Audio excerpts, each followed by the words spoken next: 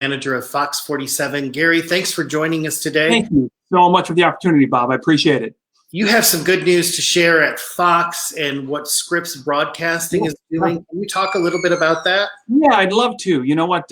Scripps has created a campaign titled We're Open. Scripps has 60 television stations across the country, from New York City to San Diego and everywhere in between. And they created a great brand and some really just some moving, I think, animation and some moving photos and things that are trying to help us tell some stories. But where the secret sauce comes in is right here in mid-Michigan. Is how do we encourage viewers, restaurant owners, business owners, and everyday men and women to send us video clips that we can play back in our newscasts about what they're doing to help with We Are Open. So we've got some pretty neat stories that I'd be happy to share with you as we talk here today.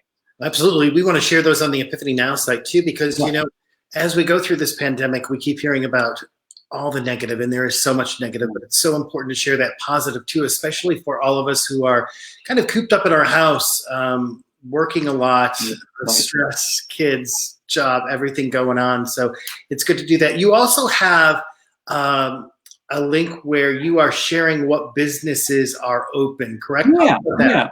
So on fox47news.com/open, you'll find a handful of things. And one of them is exactly what you just said.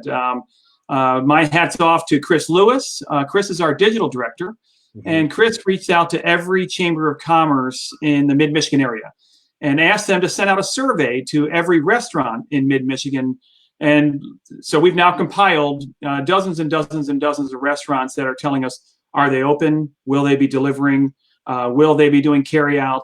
What are their hours of operation, and how do you reach out to them? So that's on there. And Chris is now starting to populate it with some stories that he's done on the digital side.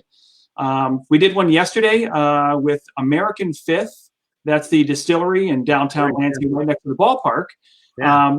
And you've heard the stories nationally about, you can make hand sanitizer out of alcohol, but it sounds like, somebody out in New York City is doing that. Well, right here in Lansing, American Fifth is making hand sanitizer for first responders and also for the general public. So I just thought that was a really cool story. So Chris helped bring that to life, and it's on our website.